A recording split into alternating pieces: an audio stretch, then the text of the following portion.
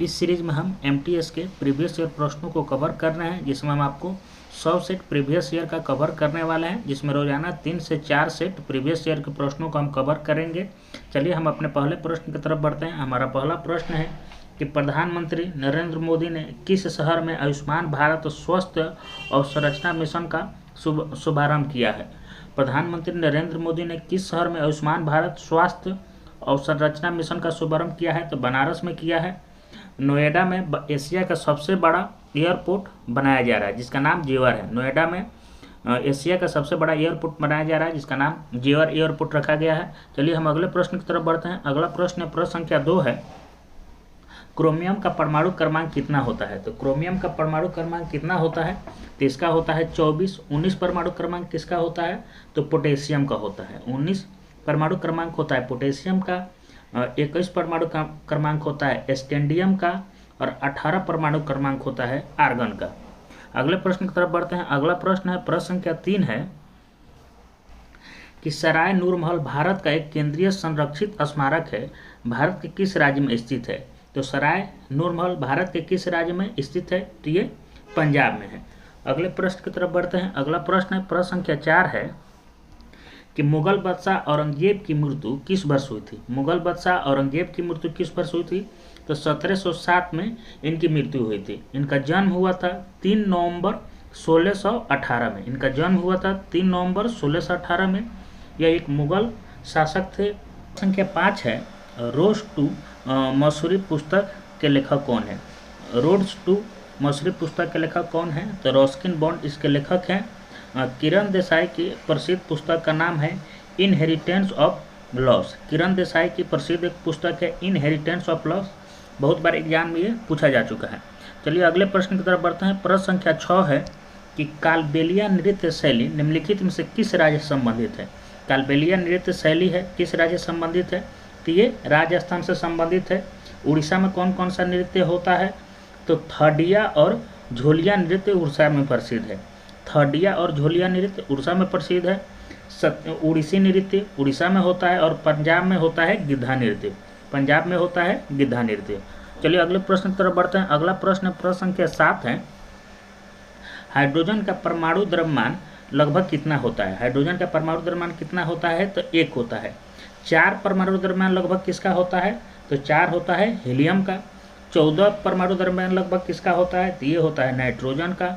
और 12 परमाणु द्रव्यमान लगभग किसका होता है? तो ये होता है कार्बन का। चलिए अगले प्रश्न की तरफ बढ़ते हैं। अगला प्रश्न संख्या 8 है, डेविड वार्नर आईपीएल 2022 में किस टीम के लिए खेले? तो डेविड वार्नर आईपीएल 2022 में किस टीम के लिए खेल रहे थे? तो दिल्ली कैपिटल्स के लिए खेल रहे थे।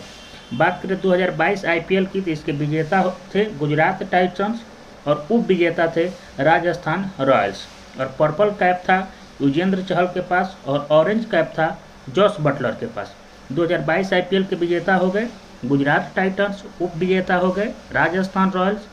पर्पल कैप पूछेगा किनके पास था 2022 आईपीएल का? तो युजेंद्र चहल। और ऑरेंज कैप किसके पास था? तो जॉस बटलर के पास था।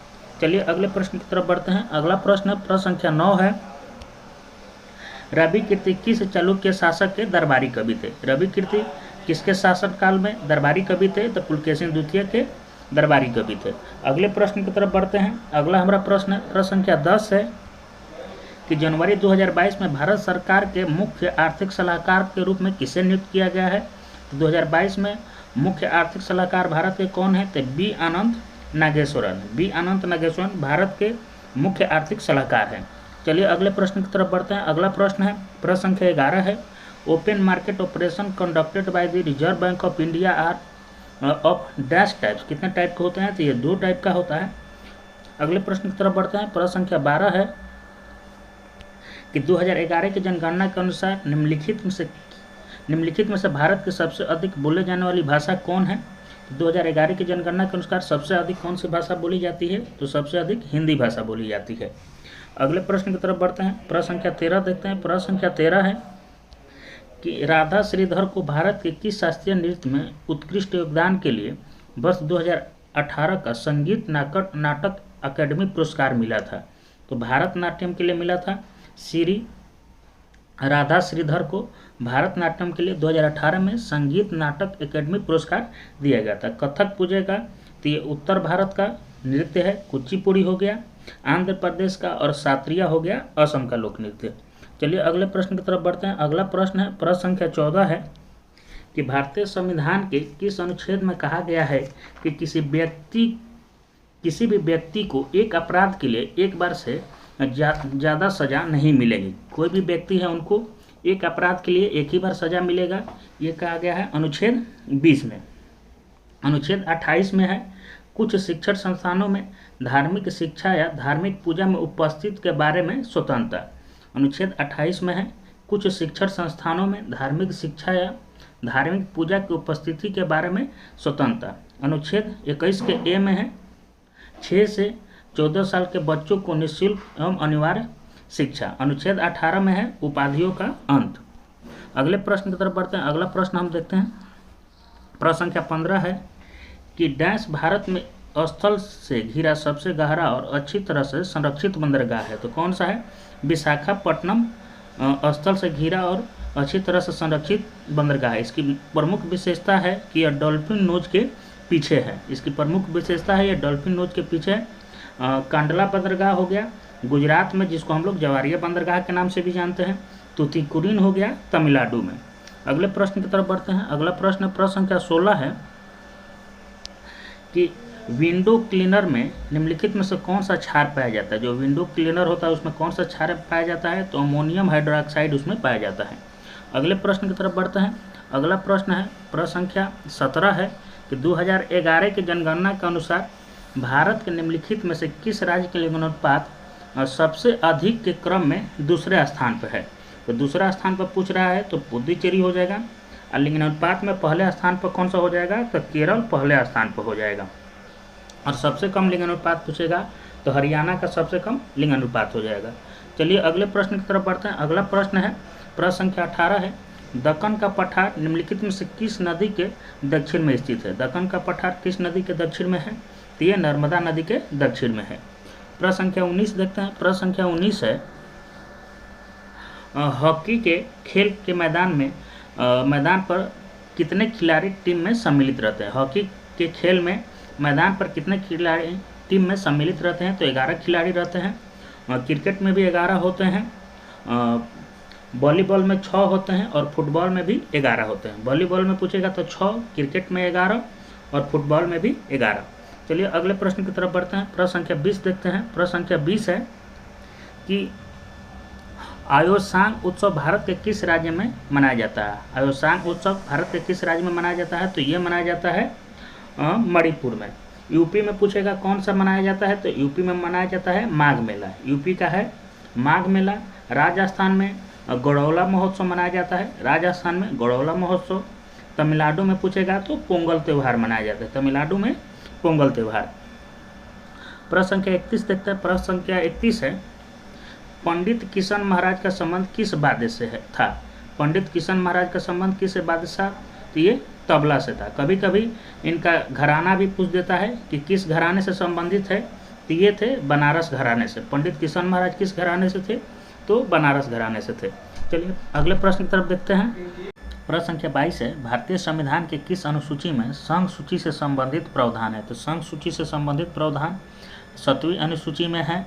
7वीं अनुसूची में राज्यों और संघ के बीच शक्तियों का बंटवारा है। भारतीय संविधान में अगर अनुसूची की संख्या पूछेगा कितनी है तो 12 है। अनुसूची की संख्या 12 है। 7वीं अनुसूची में संघ एवं राज्यों के बीच शक्तियों का बंटवारा है। अनुसूचियाँ 3 प्रकार की होती है, संघ सूची, राज्य सूची और समवर्ती सूची। संघ सूची जिस पर केंद्र सरकार नियम बनाती है, राज्य सूची जिस पर राज्य सरकार नियम बनाती है और समवर्ती सूची जिस पर राज्य सरकार और केंद्र सरकार दोनों नियम बनाती है। चलिए अगले प्रश्न की तरफ बढ़ते हैं। अगला प्रश्न है, प्रश्न संख्या 23 है, विटामिन डी की लंबे समय तक कमी के कारण निम्नलिखित में से कौन सा रोग होगा। तो विटामिन डी की कमी से कौन सा रोग होता है? तो रिकेट्स रोग होता है, या बच्चों में होता है रिकेट्स रोग। विटामिन ए की कमी से रतौंधी हो जाएगा। विटामिन बी की कमी से बेरी होता है और विटामिन सी की कमी से स्कर्वी रोग होता है। और विटामिन डी का रासायनिक नाम पूछेगा तो होता है कैल्सिफेरॉल। विटामिन डी का रासायनिक नाम होता है कैल्सिफेरॉल। चलिए अगले प्रश्न की तरफ बढ़ते हैं। प्रश्न संख्या 24 देखते हैं। प्रश्न संख्या 24 है, जलियांवाला बाग हत्याकांड जो कि 13 अप्रैल 1919 के उत्तर प्रभाव के रूप में निम्नलिखित में से कौन सी घटना घटित हुई। तो ये हुआ था ब्रिटिश सरकार द्वारा हंटर आयोग की नियुक्ति, जो कि जलियांवाला बाग हत्याकांड की जांच करने के लिए बनाया गया था। चलिए अगले प्रश्न की तरफ बढ़ते हैं। प्रश्न संख्या 25 देखते हैं। प्रश्न संख्या 25 है कि निम्नलिखित में दिए गए कथनों में कौन सही है। तो अशोक के अधिकांश शिलालेख ब्राह्मणी लिपि में लिखे गए हैं, सही बात है, ब्राह्मणी लिपि में लिखे गए हैं। चाणक्य के कई विचार अर्थशास्त्र नामक पुस्तक में लिखे गए हैं, तो ये भी सही है। अर्थशास्त्र के लेखक कौन थे, तो चाणक्य थे। बहुत बार ये भी प्रश्न पूछा जा चुका है। पूछेगा मौर्य अशोक किस वंश से संबंधित है, तो मौर्य वंश से संबंधित है। अशोक किस वंश से संबंधित है, तो मौर्य वंश से संबंधित है, यानी इसमें ऑप्शन 1 और 2 सही हो जाएगा। इस वीडियो में बस इतना ही, मिलते हैं फिर अगले वीडियो में। वीडियो देखने के लिए धन्यवाद।